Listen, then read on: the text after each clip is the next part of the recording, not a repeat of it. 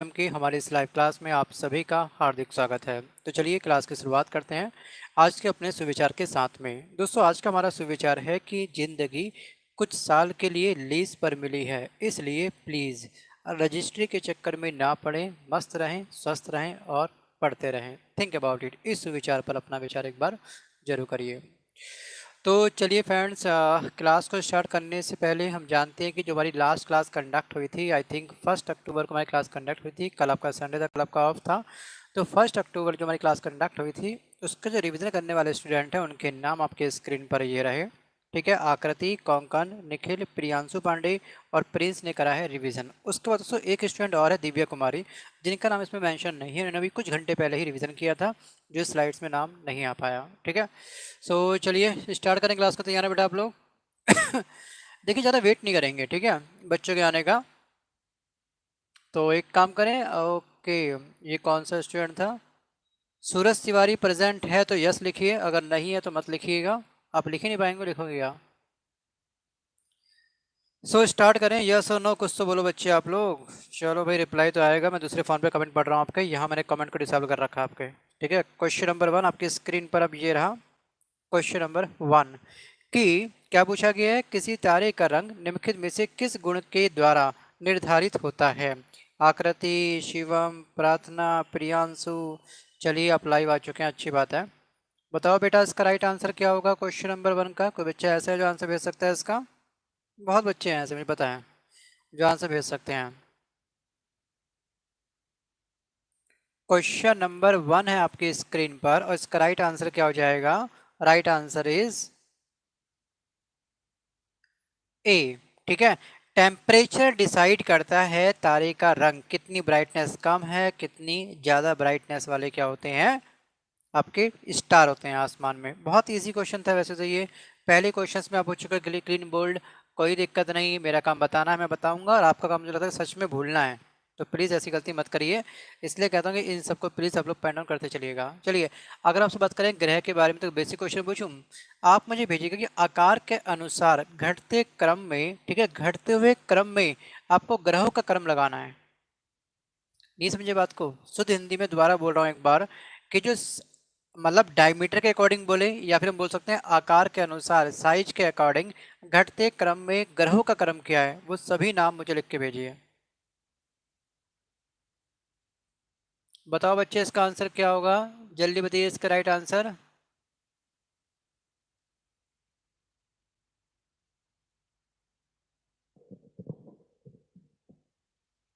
Okay, अभी answer नहीं आया किसी का, थोड़ा टाइम चाहिए आपको सोचने का, सोच लीजिएगा। याद है ना आपको सब कुछ? बृहस्पति सबसे बड़ा है डायमीटर, याद करो बेटा। बृहस्पति का डायमीटर सबसे अधिक है ना? कितना था? बस हाँ, जुपिटर, मार्स, यूरेनस, अर्थ, नेपच्यून, सैटर्न, ये बोला है आकृति ने। देखिए अब मैं इतना वेट तो खैर नहीं कर पाऊंगा सच कहूँ तो, क्योंकि क्लास का 1 घंटे में पैकअप करना है। और दोस्तों 6 अक्टूबर को मैं आपको अपने ग्रुप में एक मैसेज कर दूंगा कि कौन सी क्लास कहाँ पे कब होनी है। ठीक है, और जितनी भी आपकी क्लास होंगी वो होंगी आपकी 5 PM के बाद ही। मैं शायद लाइव क्लास 3 करूँ, एक पोल वाली, एक यहाँ पर, और एक करूँगा YT पर। ठीक है, बाकी जो भी रहेगा अपडेट मैं आपको कर दूंगा, क्लियर, टेंशन मत लीजिएगा, बस 6 अक्टूबर तक मैनेज कर लीजिएगा। ठीक है, कल 4th है, फिर 5th आपका दशहरा, फिर आपके 6 के बाद हम देखेंगे हमारा शेड्यूल क्या बनता है। देखिए आकार के अनुसार घटते क्रम में जो ग्रह होते हैं, सबसे ज़्यादा बड़ा कौन सा बेटा आपका? बृहस्पति, फिर शनि, फिर अरुण, फिर वरुण, फिर पृथ्वी, फिर शुक्र, फिर मंगल, फिर बुध। ये इसका सही क्रम है। आकृति के अलावा किसी और बच्चे ने ट्राई करा भी नहीं। तानी बेटा आपको क्या हो गया था?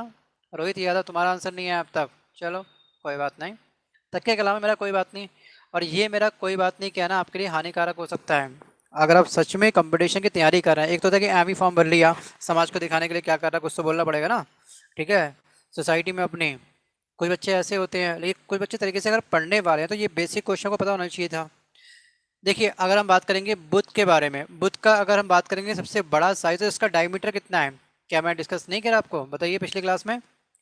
बुध के बारे में, शुक्र के बारे में, मंगल के बारे में, बृहस्पति के बारे में, शनि के बारे में, इन पांचों के बारे में मैंने आपको डायमीटर डिस्कस किया है कई बार। इनफैक्ट ये तो आपको पता होगा ना कि आखिरकार ग्रहों के उपग्रह की संख्या कितनी है। बताओ इन सब के बारे में मुझको, देखते हैं कितने याद है। अभी वंस अपने टाइम की बात नहीं बेटा, ये क्वेश्चन मैं डिस्कस किया था आपका 30 सितंबर को। अब चल रहा है 3 अक्टूबर। सोचिए 4 दिन पहले की ये बात थी। बताओ बेटा बुध का कितना है? 12,104 बेटा, कब से?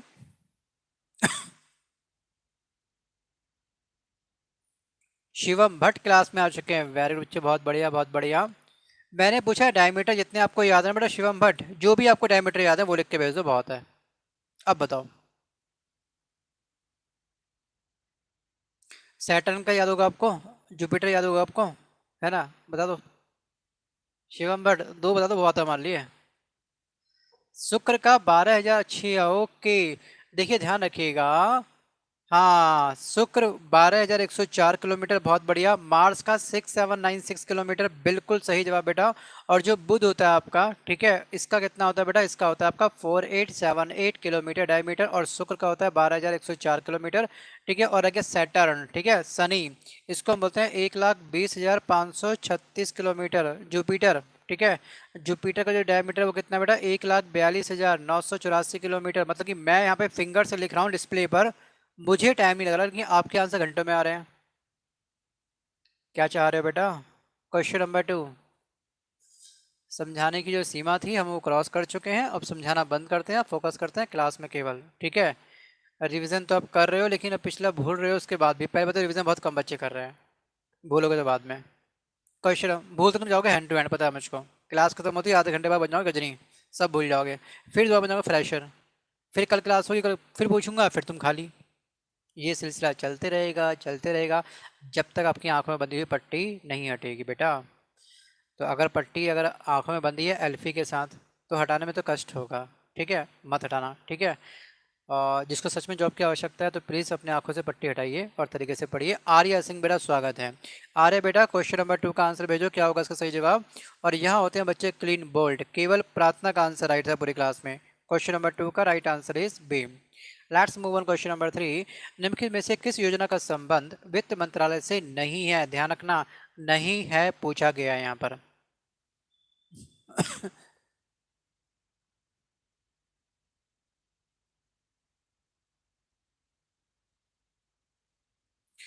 बताओ जल्दी से क्या होगा इसका सही जवाब बच्चे, क्वेश्चन नंबर 3। और इस क्वेश्चन नंबर 3 की अगर हम बात करेंगे तो क्वेश्चन नंबर 3 का right answer is B. Again प्रार्थना का आंसर आ चुका है टॉप पर। क्वेश्चन नंबर देखते हैं 4, कि देश और उनकी राजधानियों के संदर्भ में निम्नलिखित में से कौन सा युग्म सही है? ठीक है, कौन सा युग्म सही है ये पूछा गया आपसे। क्वेश्चन नंबर 4 है बच्चे आपके सामने, बताइए इसका सही जवाब क्या होगा।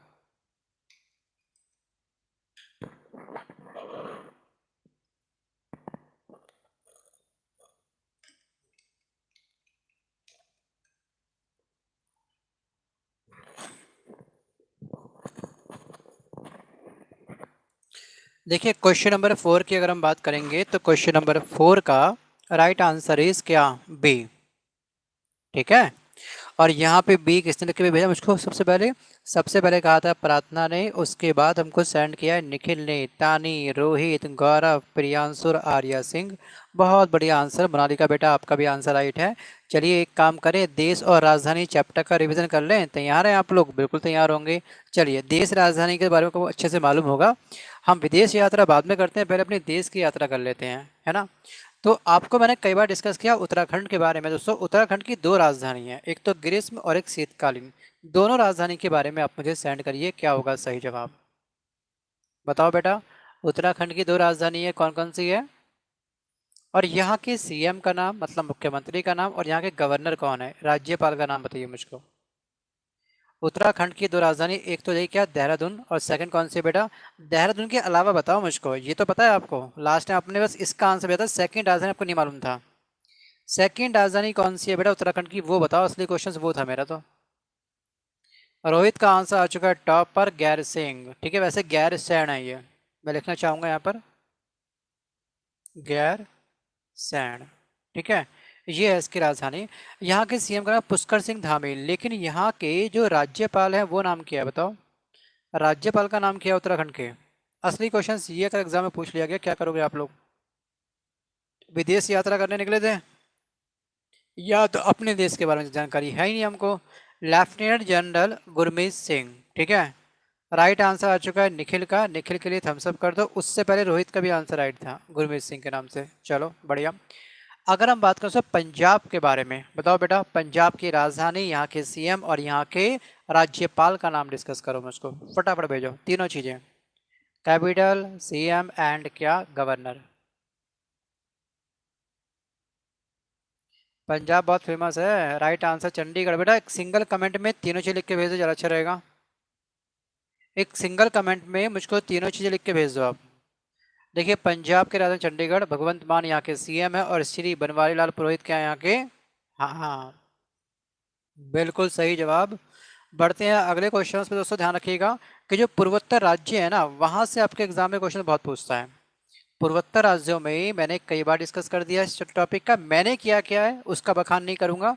आप जो गलती कर रहे हैं उसका मैं बखान जरूर करूंगा। ठीक है, आप लगातार आगे बढ़ रहे हो, पिछला भूल रहे हो। मैं समझा समझा के थक गया हूँ। मैं इस टॉपिक को हमेशा के लिए स्टॉप करने वाला हूँ, समझाना टॉपिक को।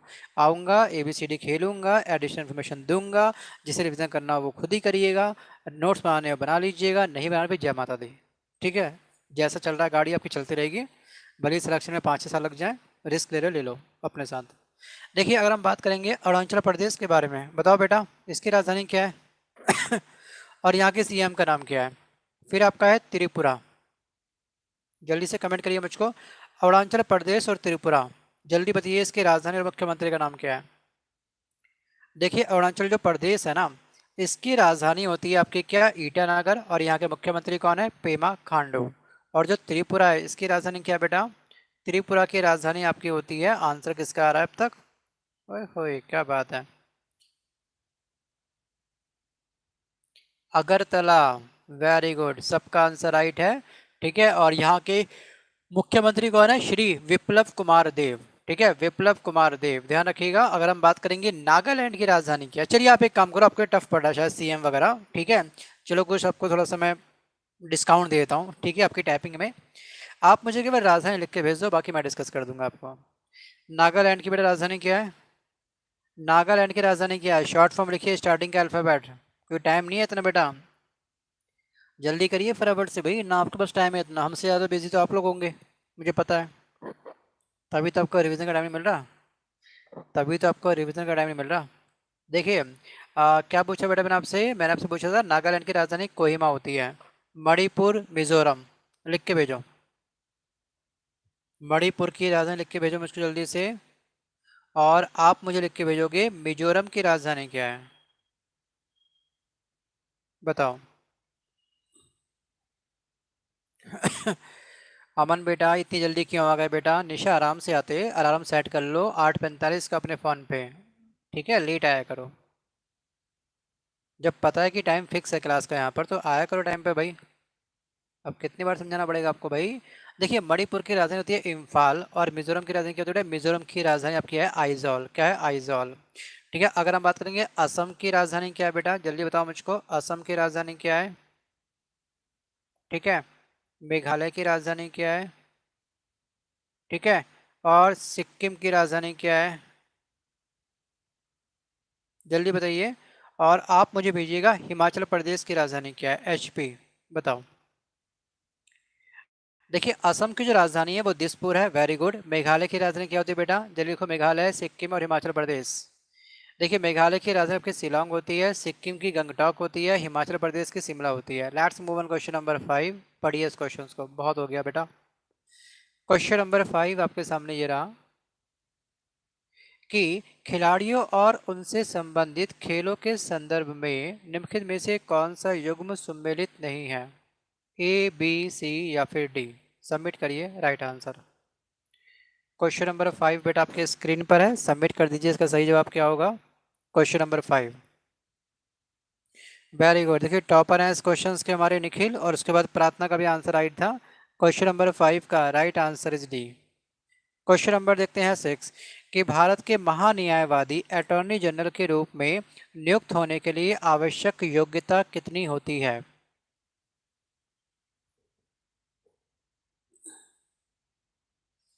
ABCD question number 6।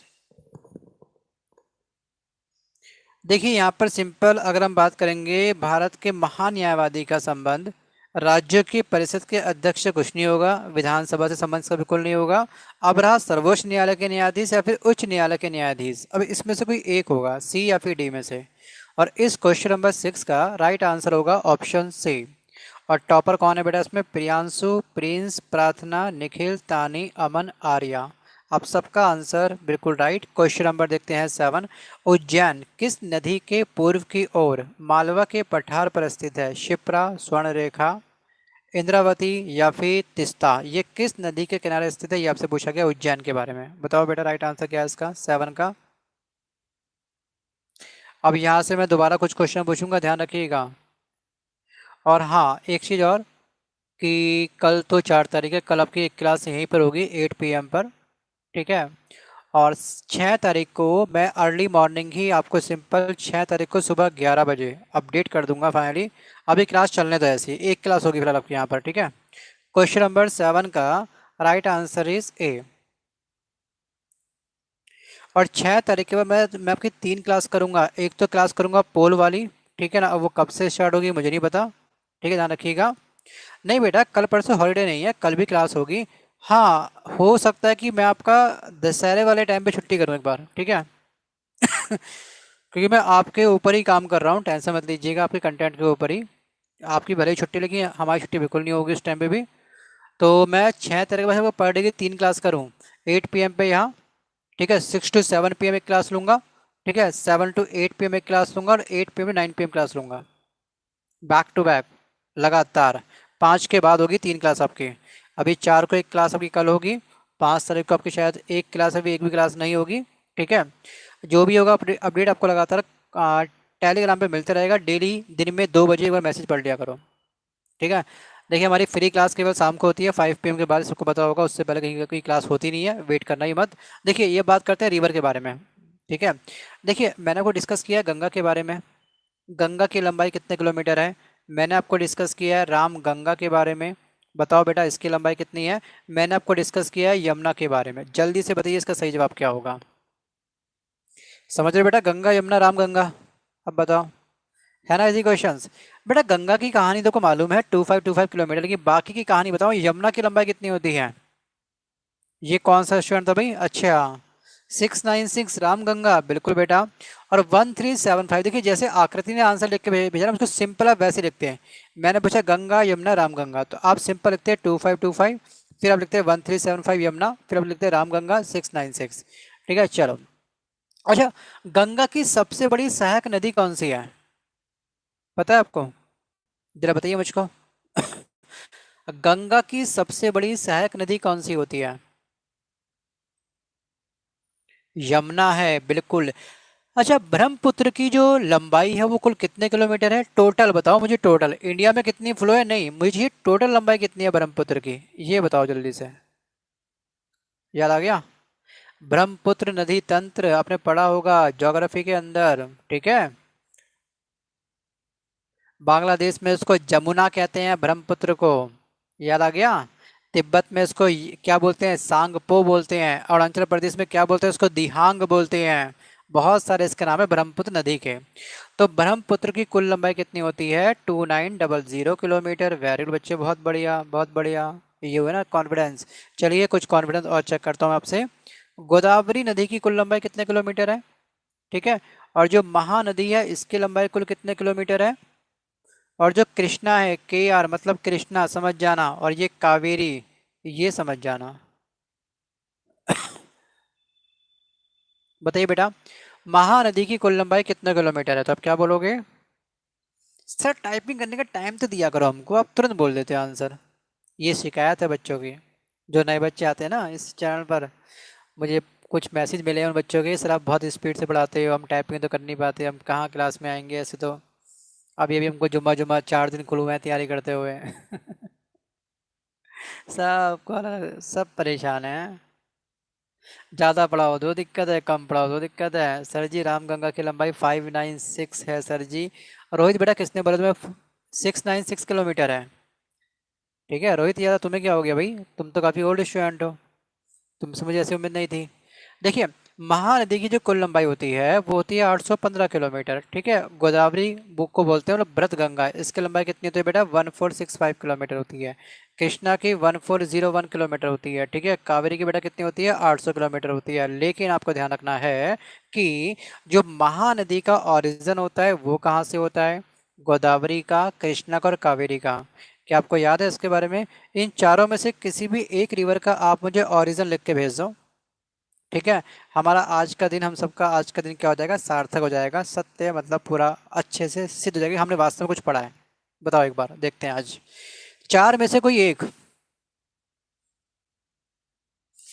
बाकी जो बच्चे नए हैं वो नोट्स बना लीजिएगा। देखिए, महानदी का ओरिजिन होता है छत्तीसगढ़ के रायपुर जिले में एक सिंघावा जगह है, वहां से इसका ओरिजिन होगा महानदी का।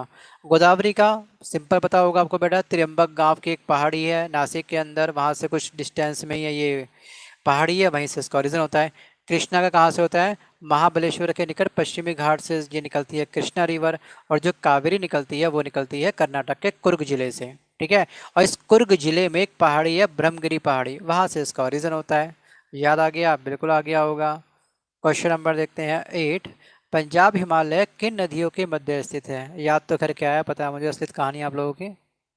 बहुत ही कम बच्चे आंसर भेज पा रहे हैं। कल देखिए एक काम करना कि जब रिवीजन करोगे ना, पॉज करके कमेंट करके अच्छे से आंसर भेजना। वैसे सच कहूँ तो पता है, कल की छुट्टी होने के बाद भी आप लोगों ने रिवीजन बहुत कम किया। केवल 5 बच्चों ने करा रिवीजन, केवल 5 बच्चों ने। हद है, सोचिए। छुट्टी मिलने के बाद भी आप लोग रिवीजन नहीं कर पाते, तो नॉर्मल अगर मैं डेली क्लास लूंगा फिर तो वैसे ना करो रिवीजन। क्वेश्चन नंबर 8 का right answer is B. Revision है तो कॉन्फिडेंस है, कॉन्फिडेंस है तो ही एग्जाम करा कर, वरना ठंडन गोपाला खाली आ जाएंगे खाली आएंगे। ये रहेगा एग्जाम में, देख लेना। ये तो अभी तरीके से पढ़ लो, या अभी कीमत चुका लो फिर बाद में कीमत चुका लेना।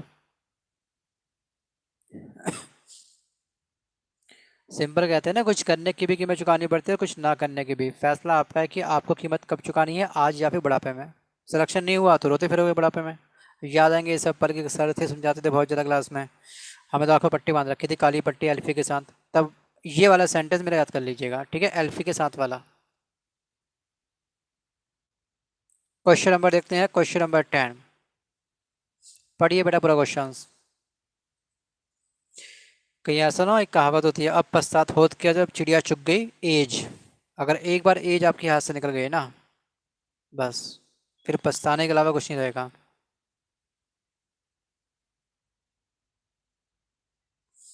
क्वेश्चन नंबर 10 बेटा, भेजिए अपना सही जवाब, और इस 10 का राइट आंसर इज बी। चलो बढ़ते हैं क्वेश्चन 11 की ओर। देखिए, ये थे वो बच्चे। लास्ट में इसमें एक सातवां बच्चा, 1 2 3 4 5 6, हाँ ये नंबर गलत हो गए हैं, ये पांचवा होगा। और जो छठा स्टूडेंट था वो थी निशा, जो अभी अमन के नाम से क्लास प्रेजेंट कर रहे हैं। सोचिए, पूरी क्लास में केवल 6 बच्चों ने करा रिवीजन। एक टाइम पे वो भी था परसों क्लास में शायद 30 सितंबर में 10 बच्चों ने रिवीजन किया था, आज 5 बच्चे गायब हो गए।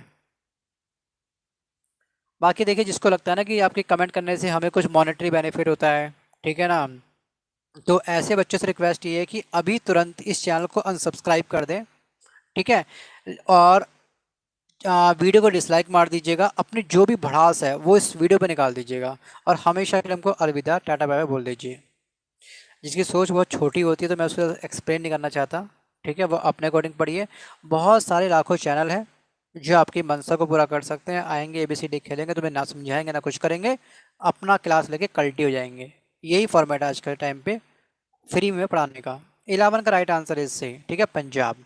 अब दोस्तों, ये जो आपकी लोक नृत्य है तो आपको ध्यान रखनी है, एक लोक कला शैली होती है जिसमें आपकी जो मेहंदी होती है, रंगोली होती है, ये सब एक्चुअली लोक कला शैली का नाम है बच्चे। मेहंदी हो गया, रंगोली हो गया, इन सब का उद्गम कहाँ से हुआ था, इन सब का ओरिजिन कहाँ से हुआ था, ये बेसिक जो शैली है ये कहाँ से बनी थी, कहाँ से उत्पन्न हुई थी। मेहंदी का कंसेप्ट कहाँ से आया था, रंगोली का कहाँ से आया था, और जो टैटू आप गुदवाते हैं ना बॉडी के अंदर, इसको बोलते हैं गोदना। ठीक है, इसका ये भी क्या है कि लोक कला शैली होती है। हर एक के बस की बात नहीं है मेहंदी लगाना हाथों में, हर एक के बस की बात नहीं है रंगोली बनाना, हर एक के बस की बात नहीं है कि स्किन पे टैटू बनाना। ठीक है, अब तो वो अलग बात है कि मेहंदी के छापे आ चुके हैं, ठीक है ना, लगा दो हाथों पे, उसके ऊपर डाल दो मेहंदी, जैसी मर्जी वो अपना छप जाएगा। अब अलग टेक्निक है, लेकिन मेहंदी वैसे वास्तव में पहले कॉपी से लगती थी। कॉपी तो बाद में आई थी, उससे पहले लगती थी स्टिक, लकड़ी की स्टिक से। देखिए जो मेहंदी होती है, मेहंदी का ओरिजिन हुआ था राजस्थान से, मतलब कि जो मेहंदी लोक कला शैली है किस राज्य की है, एग्जाम में क्वेश्चन ये पूछता है, ऐसे पूछता है, तो आपको बोलना है राजस्थान, ठीक है। और जो रंगोली होती है वो क्या होती है बेटा, महाराष्ट्र की शैली है। कहाँ की बेटा ये आपकी महाराष्ट्र की लोक कला शैली होती है, ठीक है ना। बेटा टैटू तो कोई भी बनवा सकता है सर, बेटा बनवा सकता है, लेकिन बनाना बहुत मुश्किल है। हल्की सी भी नस में आपकी वो नीडल्स टच हो गए ना, टाय टाय फिर से भरोगे बस केवल। शिवम भट्ट ध्यान रखना, हर एक के बस की बात नहीं है, टैटू भी ध्यान करना। चलिए एक हम बात करते हैं कलमकारी, ये भी एक लोक कला शैली है। और एक है आपकी फुलकारी लोक कला शैली। जल्दी से कमेंट करिएगा, इन सब का उद्गम स्थल कहाँ पर है। कलमकारी लोक कला शैली का संबंध किस राज्य से, एग्जाम में क्वेश्चन ये पूछता है। फुलकारी का बताइए, फिर आप मुझे भेजिए साथिया, ठीक है, क्या भेजोगे, साथिया। देखिए कलमकारी का है आपका आंध्र प्रदेश, शॉर्ट फॉर्म लिख दो। फुलकारी का आपका HR मतलब कि हरियाणा लिख दो, ठीक है। गुजरात के लिए GUJ लिख दो, बहुत है। Let's move on question number. अच्छा, अगर हम बात करेंगे वास्तुकला शैली, लोक कला शैली अलग होती है, वास्तुकला शैली अलग होती है। वास्तुकला मतलब जिसमें आपके सीमेंट का प्रयोग होता है, क्या कह सकते हैं, पत्थरों का प्रयोग होता है, जिसमें आपके भवन बनते हैं। भवन जो भी होंगे डिजाइन वो होंगे वास्तुकला शैली पर, ना कि लोक कला शैली पर, ठीक है, डिफरेंस है। देखिए वास्तुकला शैली हमारे पास कितनी है, 3 प्रकार की होती है। एक तो होती है नागर शैली, ठीक है, और एक नागर शैली हो गई, एक द्रविड़ शैली हो गई, और एक आपकी हो गई बेसर शैली, ठीक है। ये आपको मैंने डिस्कस कर रखा है वैसे पहले क्लास में। अब आप मुझे भेजिए कि आखिरकार जो नागर शैली होती है इसकी विशेषता क्या होती है। इसमें जो भवन बने होते हैं, इसमें जो इमारत बनी होती है, जिसमें महल बने होते हैं, ठीक है, उनके भवन कैसे होते हैं, गोलाकार होते हैं, आयताकार होते हैं, त्रिभुजाकार होते हैं, या फिर चतुर्भुजाकार होते हैं। एग्जाम में आपसे क्वेश्चन पूछे गए हैं, जो मैं एक्स्ट्रा क्वेश्चन पूछ रहा हूँ ये प्रीवियस एग्जाम में कई बार पूछे गए हैं, तो इसलिए प्लीज़ किसी भी क्वेश्चन को आप हल्के में मत लेना। कहते हैं एग्जाम एक जंगल के समान होता है, शिकार किसी खरगोश का करना है तो हथियार कम से कम टाइगर के लेके चलो, ना जाने कब किससे कहाँ मुलाकात हो जाए। तो वैसे ही एग्जाम में क्वेश्चंस होते हैं। थोड़े से लेवल को अपना अप करके जाओ। अगर आप 10th लेवल का फॉर्म भर रहे हो तो आपकी तैयारी कम से कम SSC सीजल जितनी होनी चाहिए, ठीक है। अगर आप SSC सीजल की तैयारी कर रहे हो तो आपकी तैयारी कम से कम UPSC प्रीलिम्स जितनी होनी चाहिए, ठीक है। बाकी देखिए नागर शैली में जो भवन होते हैं वो क्या होते हैं, चतुर्भुजाकार होते हैं। द्रविड़ शैली में गोलाकार होते हैं। बेसर में आयताकार भवन होते हैं। Let's move on question number 12। आपके स्क्रीन पर ये रहा कि आगरा हाउस में सिकंदरा किसका मकबरा होता है बेटा, सिकंदरा में किसका मकबरा है बेटा, हुमायूं का, औरंगजेब का, जहांगीर का, अकबर का। बताओ क्वेश्चन नंबर 12 का आंसर क्या है, जल्दी भेजिए बच्चे, क्वेश्चन नंबर 12 का आंसर क्या है, कम ऑन। अच्छा अभी क्लास में सूरज है क्या, सूरज तिवारी अगर क्लास में प्रेजेंट है तो मुझको बताइए। सूरज तिवारी,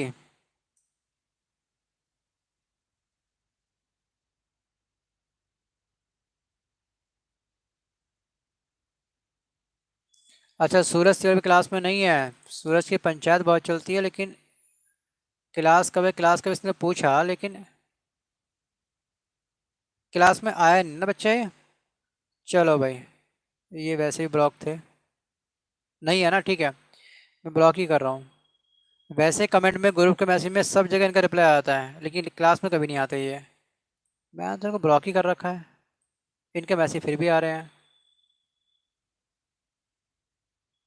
अच्छा मैंने हाइड ही कर रखा है वैसे, देखा इसको। चलो ठीक है, कोई बात नहीं, ठीक है, डन। आ, मैंने क्या, क्वेश्चन नंबर 12 का राइट आंसर डी अकबर, ठीक है, ध्यान रखिएगा। क्वेश्चन नंबर देखते हैं 13 का आंसर बताइए बेटा, राइट आंसर क्या हो जाएगा इसका, कि भगवान बुद्ध को ज्ञान की प्राप्ति कहाँ पर हुई थी, सारनाथ में, बोध गया में, कुशीनगर में, और केसरिया में।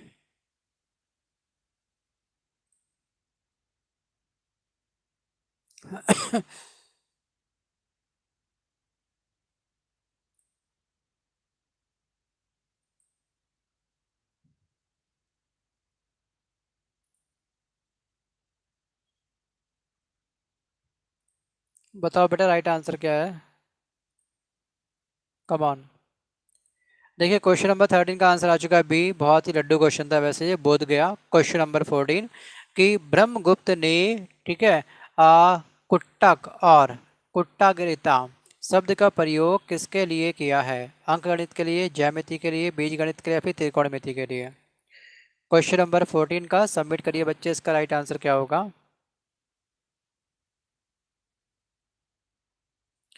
क्वेश्चन नंबर 14 सबमिट करिए, इसका सही जवाब क्या है बच्चे।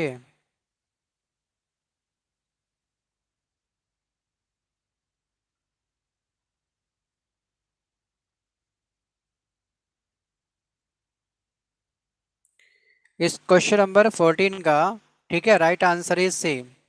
क्वेश्चन नंबर 15, भारत का प्रथम, ठीक है, गवर्नर जनरल कौन था? George Bentinck, William Bentinck, Lord Canning या फिर Lord Martin? Question number 15 submit करिए right answer.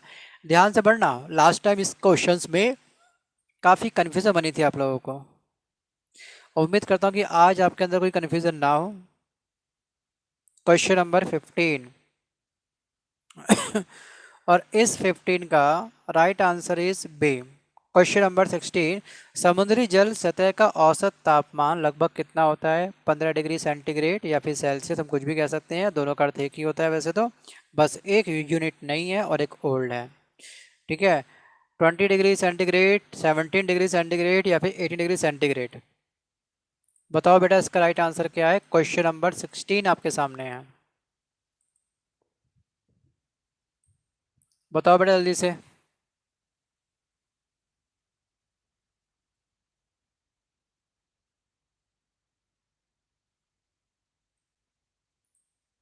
Okay okay, very good very good, ठीक है। काफ़ी हद तक दोस्तों आपका आंसर काफ़ी राइट है, और इस क्वेश्चन नंबर 16 का राइट आंसर इज सेम। अच्छा, सेंटीग्रेड में और सेल्सियस में फ़र्क क्या होता है? कोई बच्चा बताएगा मुझको बेटा, सेंटीग्रेड में और सेल्सियस में फ़र्क क्या होता है? कुछ आइडिया आपको है? दोनों ही दोस्तों टेम्परेचर से संबंध रखता है, ठीक है, मतलब हाँ। सेल्सियस ओल्ड इकाई है या फिर सेंटीग्रेड ओल्ड इकाई है, क्या लगता है?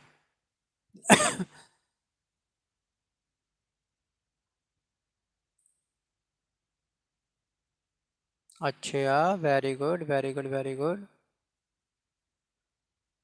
आंसर नहीं आ रहा किसी का, मतलब पता ही नहीं आपको? बेसिक जानकारी से बेटा पता होना चाहिए था। सेल्सियस को सेंटीग्रेड भी कहा जाता है, ध्यान रखिएगा, अधिकांश देशों द्वारा इसका उपयोग किया जाता है। ध्यान रखिएगा कि सेल्सियस का नाम, ठीक है, स्वीडिश के एक बहुत बड़े साइंटिस्ट हैं, उनका नाम आई थिंक एंड्रेस सेल्सियस था, उनके नाम पर रखा गया, ठीक है, जिन्होंने तापमान को मापने के लिए एक डिवाइस का प्रयोग किया था, डिवाइस का इन्वेंट किया था, आविष्कार किया था, ये आपको ध्यान रखना, उनके नाम पर इसको रखा गया था। सेंटीग्रेड ओल्ड है, सेल्सियस न्यू है, आप ये कह रहे हो आकृति है। चलो बढ़ते हैं क्वेश्चन नंबर 17 की ओर। बेटा 17 देखिए जल्दी से, 17 का आंसर क्या है बताइए मुझको। गजब हाल है बेटा, गजब तैयारी चले, गजब बिल्कुल। क्वेश्चन नंबर 17, भारत की मुख्य भूमि का दक्षिणतम किनारा कौन सा है? कोची, कन्याकुमारी, तिरुवनंतपुरम या फिर कावरती? क्वेश्चन नंबर हमारे सामने है 17, और 17 का सबमिट करिए, सही जवाब क्या होगा?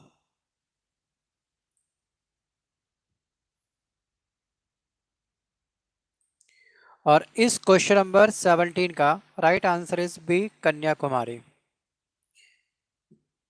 मुख्य भूमि। अब यहाँ से मैं एक रैपिड फायर खेलने वाला हूँ आपके साथ में, तो तैयार हो जाना आप लोग, भूमि के बारे में, ठीक है। तो आप मुझे भेजिएगा कि जो हमारी स्थलीय सीमा की कुल लंबाई है भारत की, वो कुल कितने किलोमीटर है? स्थलीय सीमा की लंबाई, और तट रेखा की कुल लंबाई कितनी है भारत की? भूमि भूमि भूमि, बताओ बेटा राइट आंसर क्या हो जाएगा इसका। देखिए, जो हमारी स्थलीय सीमा की लंबाई होती है वो होती है 15,200 किलोमीटर, ठीक है, डिस्कस किया था हमने, बिल्कुल किया होगा। और जो हमारी तट रेखा की लंबाई होती है वो कितनी होती है? 6,100 किलोमीटर, ठीक है। चलो, भारत में पूरब से पश्चिम तक की लंबाई कितनी है, और इसकी हाइट कितनी है? उत्तर से दक्षिण तक की लंबाई की कुल कितने किलोमीटर है? बताइए जल्दी से क्या होगा सही जवाब। नहीं समझे इसके बात को? समझ गए होंगे ना? क्या पूछा मैंने आपसे? मैंने आपसे पूछा है कि पूर्व से पश्चिम तक की भारत की कुल लंबाई कितने किलोमीटर है, तो अब क्या बोलोगे? 2933 किलोमीटर, कल तक बोल देना, ठीक है। और उत्तर से दक्षिण तक की कुल लंबाई कितनी है बेटा? 3214 किलोमीटर। जो बच्चे नए हैं वो कमेंट कर दीजिएगा इन सब पे, जब आप रिविजन करोगे तो। क्वेश्चन नंबर 18 आपके सामने ये रहा। क्लास की लेंथ पर बढ़ने वाली है, देखिए 40 क्वेश्चन अभी हमारे इस क्लास में होने हैं, और आधे घंटे से ऊपर क्लास को हो चुका है ना। अगर हम लंबी क्लास खींची तो फिर कल आपका रिवीजन लंबा जाएगा, तो मुझे वो सब भी देखना होता है बाद में ना, तो इसलिए थोड़ा सा 1 घंटे में हमको पैकअप करेंगे क्लास का। क्वेश्चन नंबर 18 सबमिट करिए राइट आंसर। प्रियांशु पांडे का आंसर बिल्कुल राइट है। क्वेश्चन नंबर देखते हैं, क्वेश्चन नंबर 19, सब्जियों के उत्पादन के विज्ञान को क्या कहा जाता है? Sericulture, olericulture, sericulture, sorry silviculture है, ऑप्शन से आपका सिल्वीकल्चर है, कंफ्यूज मत होना। अब बताइए। 19 क्वेश्चन नंबर सबमिट करिए, इसका राइट आंसर बच्चे क्या हो जाएगा? 19 का right answer is very good, very good, very good, बहुत बढ़िया बेटा, बहुत बढ़िया। रोहित का आंसर पूरी क्लास में केवल एक बच्चे का आंसर राइट था। क्वेश्चन नंबर 20, नंबर 20, प्रधानमंत्री सुरक्षा बीमा योजना के तहत वार्षिक प्रीमियम के रूप में कितनी राशि का भुगतान करना होता है?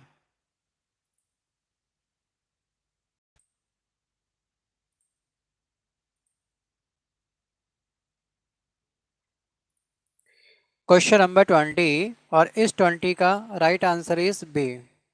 ठीक है, वेरी गुड। निखिल का आंसर राइट था। अब एक काम करो, इनके लिए थम्स अप क्लैपिंग करो जल्दी से। इन सब के लिए यहाँ पे एक नाम और होगा निशा, उनके लिए भी क्लैपिंग करो जल्दी से सब बच्चे। और जिसने क्लास को अब तक लाइक नहीं करा है, जैसे कि मैं देख पा रहा हूँ कि बच्चों ने लाइक करा ही नहीं है, अगर हम ना बोले तो बच्चे लाइक करते भी नहीं है। बहुत नेक इंसान हो बच्चे, आप लोग बहुत नेक स्टूडेंट हो।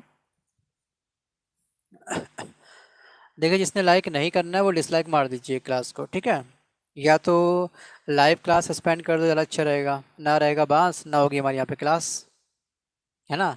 लाइव स्टॉप हो जाएगी अगर आपका रिस्पांस नहीं आया ढंग से तो। सर मेरे भी आज राइट थे सब क्वेश्चन, 2-3 रॉन्ग हुए हैं। ओके तानी बेटा, लेकिन आपका कमेंट तो कोई नहीं आया था तानी, डिस्प्ले पे नाम नहीं है आपका, तो मतलब कमेंट किया ही नहीं था। मन ही मन रिविज़न कर लिया होगा, हो सकता है ना? कमेंट तो आप कर नहीं रहे हो, कमेंट करो बेटा। ठीक है निशा बेटा, आपका रिवीजन हुआ था, ठीक है। क्वेश्चन नंबर देखते हैं 21 नंबर, बताइए। कथकली नृत्य रूप पारंपरिक रूप से किस राज्य से संबंधित है? Question number 21। तानी बेटा अभी नहीं, इस क्लास का जब कल रिवीजन करोगे दोबारा से आप चेक कर ले। अच्छा आप चेक नहीं कर रहे हैं बेटा, मैंने चेक अभी तो आप कर रहे हैं कमेंट, लेकिन जब रिवीजन करोगे उसकी बात कर रहा हूँ मैं, जब रिवीजन करोगे उसकी बात कर रहा हूँ। और रोहित बेटा आपका नाम नहीं है इसमें क्या? नहीं है रोहित का नाम। आपका नाम क्यों नहीं है भाई? अच्छा आप में से जो बच्चे रिवीजन करते हो ना, एक बार मुझे आप लोग पर्सनल मैसेज टेलीग्राम पे डाल दिया करो, डेट लिख दिया करो, जिस क्लास का मैं रिवीजन किया इक्वल टू में लिखा करो रिवीजन डन। ठीक है, ये काम भी आप लोग कर दिया करो। क्वेश्चन नंबर 21 का राइट आंसर डी, क्योंकि कुछ बच्चों को पता है क्या होता है, कमेंट ना स्पैम में पहुंच जाते हैं। ये मोनालिका के कमेंट बहुत ज़्यादा स्पैम में पहुंचते हैं, मुझे उस पर अलग से टैब पे क्लिक करना पड़ता है, फिर देखता हूँ यहाँ इसने भी रिवीजन किया था। ठीक है, तो बस आपको पर्सनल मुझे टेलीग्राम पे मैसेज डाल देना है, ठीक है, और बता देना कि सर डन हो गया हमारा रिवीजन, ये ग्रुप में नहीं पर्सनल डाल देना। ठीक है, क्वेश्चन नंबर 22, दो तंत्रिका कोशिकाओं के बीच या एक न्यूरॉन और एक ग्रंथि या पेशी कोशिकाओं के मध्य विद्युत तंत्रिका आवेगों के संरक्षण का स्थान क्या होता है? सॉरी। क्वेश्चन नंबर 22 आपके सामने है और सबमिट कर दीजिए, इसका सही जवाब क्या है? Come on. 22 का इसी के साथ गलत जवाब, राइट आंसर आ चुका केवल एक बच्चे का, प्रार्थना का आंसर राइट था। क्वेश्चन नंबर 23, देखिए भारतीय संविधान की एकल नागरिकता की अवधारणा डैश के संविधान से ली गई है? ऑस्ट्रेलिया, फ्रांस, आयरलैंड और ब्रिटेन। क्वेश्चन नंबर 23 सबमिट करिए, इसका राइट आंसर क्या है बच्चे? जल्दी बताइए इसका सही जवाब क्या होगा 23 क्वेश्चन नंबर का।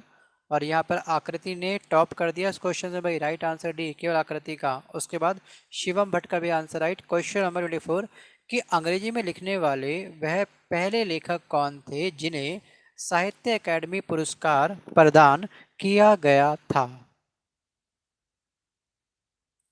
क्वेश्चन नंबर आपके सामने है 24, और जल्दी से सबमिट कर दीजिए, इसका सही जवाब क्या होगा? बताओ बेटा 24 का आंसर क्या है? इसी के साथ पूरी क्लास में केवल प्रियांशु और अमन ने सही आंसर भेजा है, और गौरव और प्रार्थना का भी आंसर राइट था, राइट आंसर इज है। देखिए अगर आपसे बात करेंगे पुरस्कारों के बारे में, तो आप मुझे बेसिक क्वेश्चन भेजिएगा कि जो साहित्य अकादमी पुरस्कार है इसकी स्थापना किस वर्ष हुई थी? पता है आपको बेटा? साहित्य अकादमी पुरस्कार की स्थापना किस वर्ष हुई थी, आपको याद है? इसमें इसमें आपको 1 लाख रुपए मिलता है, पुरस्कार राशि भी आपको ध्यान रखनी है।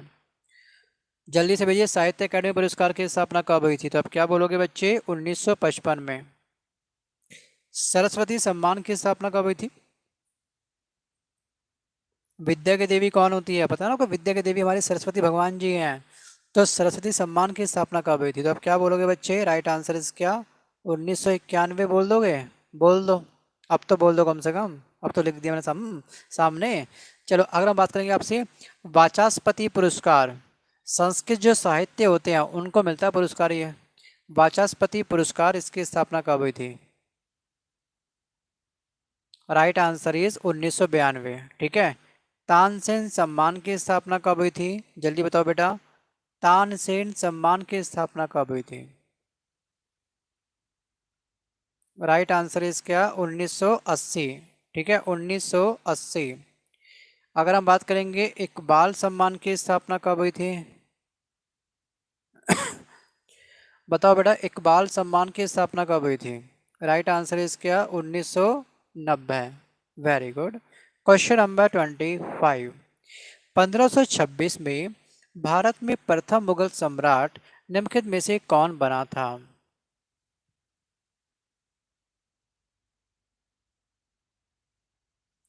25 क्वेश्चन नंबर आपके सामने है और इसका जल्दी से आप मुझे आंसर सबमिट कर दीजिएगा, मैं देख रहा हूँ आपके कमेंट लगातार।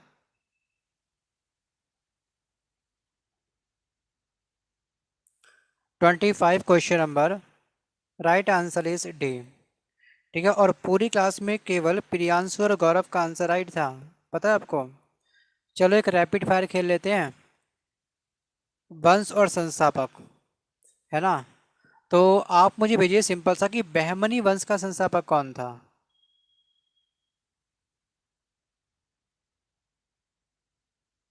बहमनी वंश का संस्थापक कौन था?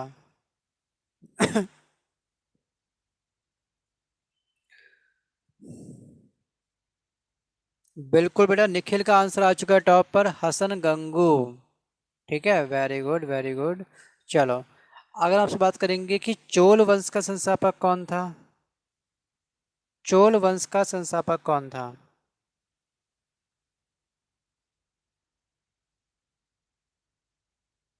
बताइए,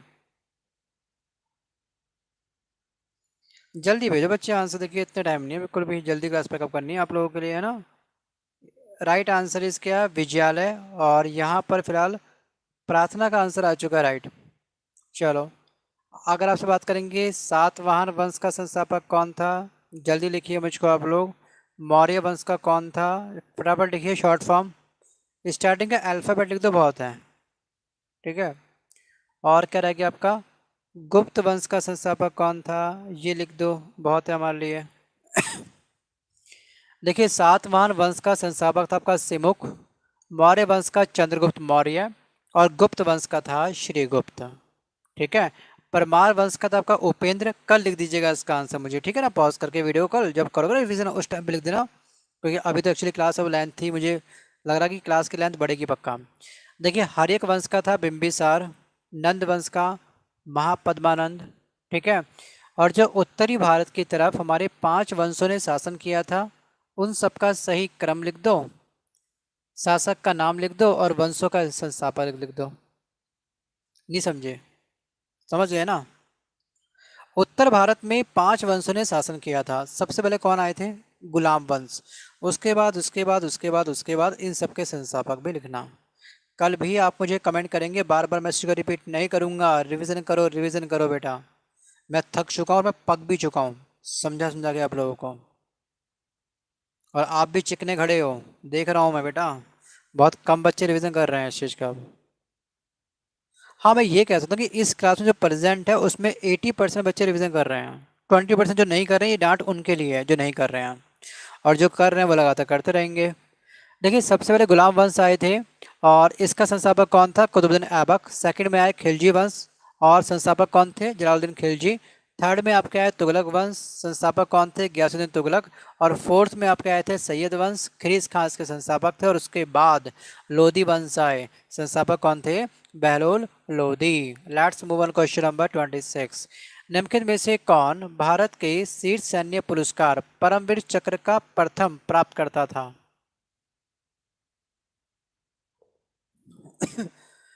क्वेश्चन नंबर 26 सबमिट करिए, इसका राइट आंसर क्या होगा?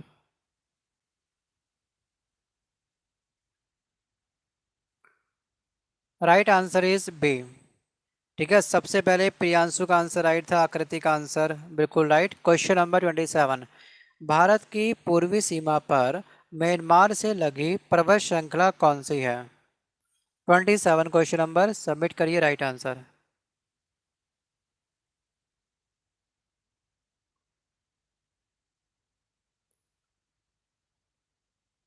ठीक है, निखिल का आंसर राइट है, प्रियांशु का आंसर राइट। Question number 28। निम्नलिखित में से किस शहर में मार्च 1919 में खिलाफत कमेटी, ध्यान रखना, खिलाफत कमेटी का गठन किया गया था? 28 क्वेश्चन नंबर आपके सामने है।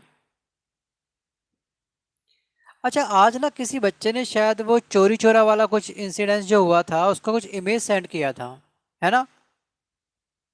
वो किसने सेंड किया था वैसे? किसने सेंड किया था, उसका नाम क्या था? चेरो विद्रोह बिहार में हुआ था ना? बीपीएससी में यही था ना? कौन था वो स्टूडेंट भाई जिसने सेंड किया था? मुझे नाम ध्यान नहीं आ रहा, कौन था वो स्टूडेंट? निशा बेटा आप थे क्या शायद? हाँ। तो ये कौन सी वेबसाइट से आपने उठाया था वैसे?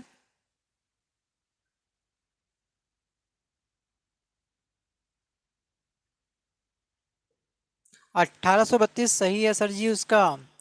1832, लेकिन इनकी इमेज के अकॉर्डिंग 1770 से लेकर 1819 का वार था वो। है, याद तो मुझे भी है, ऐसी बात नहीं, अपने लिखा गया था उसमें।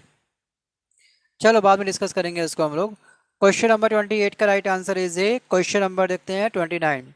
इनमें से किसने 1451 ईस्वी में लोधी वंश की स्थापना की थी?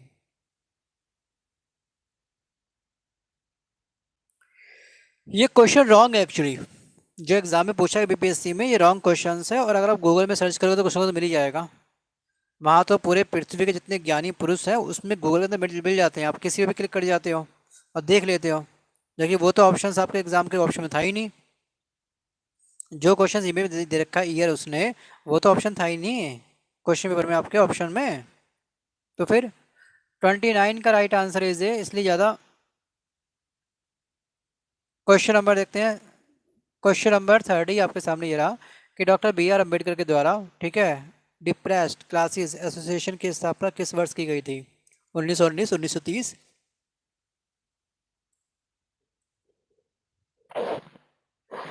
Question number 30।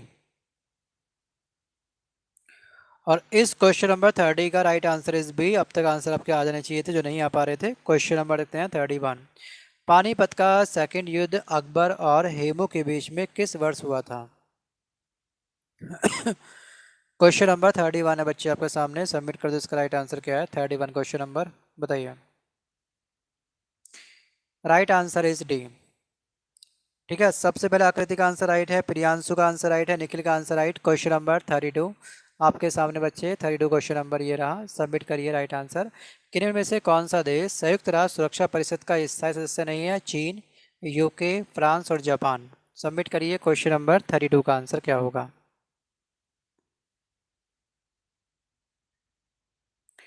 और इस 32 का right answer is D. Question number देखते हैं 33 कि लोकसभा के सदस्यों की अधिकतम संख्या कितनी होती है?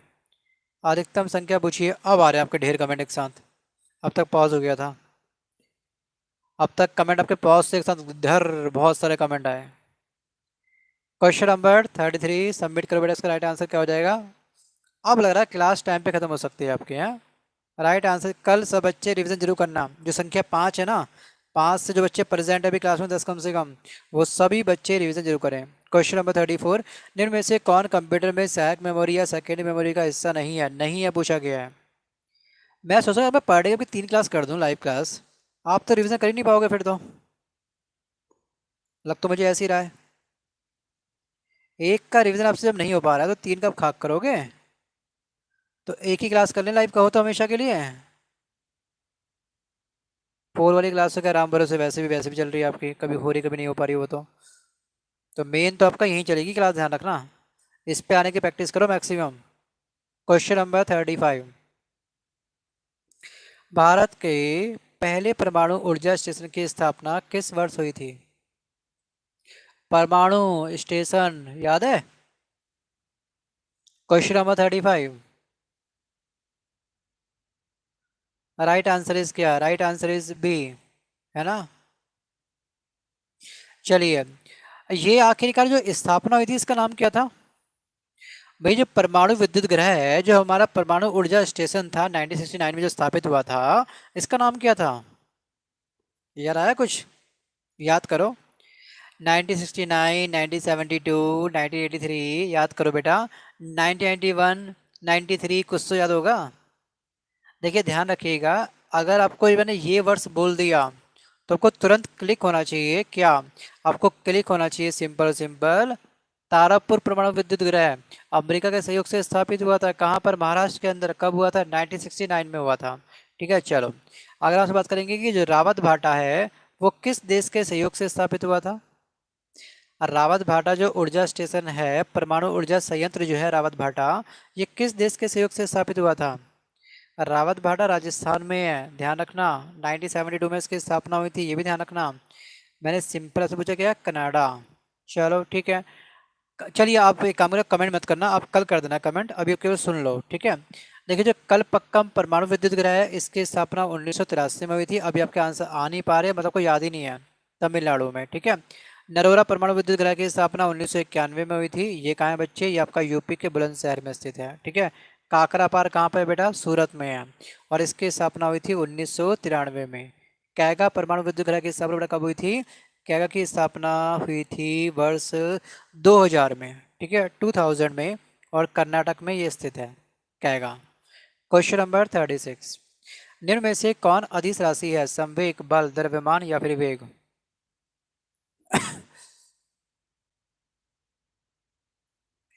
बेटा कल एक नई क्लास होगी, टेंशन मत लीजिएगा, लेकिन इसका रिवीजन आपको कमेंट में करना है। तानी पवार क्या क्वेश्चन पूछ रहे हो आप? Question number 36। Right answer is C. पूरी क्लास में केवल आकृति का आंसर राइट। Question number 37। किस नियम के अनुसार स्थिर तापमान पर गैस का आयतन दाब के व्युत्क्रमानुपाती होता है? बॉयल के नियम के अकॉर्डिंग, चार्ल्स के, न्यूटन के, या फिर इनमें से कोई नहीं? Question number 37। Right answer is है क्वेश्चन नंबर 38। निम्नलिखित में से कौन परिसंचरण तंत्र का अंग नहीं है? बड़ी आंत, हृदय, रक्त और धमनियां? क्वेश्चन नंबर 38 का right answer is a question number 39। Computer की भौतिक स्मृति से संग्रहित परिणाम एंड निकालने की प्रक्रिया को किस नाम से जाना जाता है बेटा? बताइए 39 का आंसर क्या होगा? Question number 40। टैक्सोनॉमी का जनक किसे कहा जाता है बेटा? रॉबर्ट हुक को, न्यूटन को, कार्ल लिनियस को, या फिर एल्बर्ट आइंस्टीन को? क्वेश्चन नंबर 40 सबमिट करिए बेटा, इसका राइट आंसर क्या हो जाएगा? और इसी के साथ क्वेश्चन नंबर 40 का राइट आंसर इज सेम। ठीक है चलो, ये सब बच्चे ने रिवीजन किया था। कल ये संख्या बढ़नी चाहिए। एक एक एडिशनल इन्फॉर्मेशन पे आप मुझे कमेंट करना अच्छे से। और क्लास अच्छी लगी तो लाइक करिए, नहीं पसंद आए तो डिसलाइक मारिएगा। मैं मिलता हूँ कल 8 PM वाली क्लास में यहीं पर। बाकी आप डेली 2 PM पर एक बार अपने टेलीग्राम ग्रुप को देख लिया करो, ठीक है, 2 PM पर। ठीक है, बाय, गुड नाइट।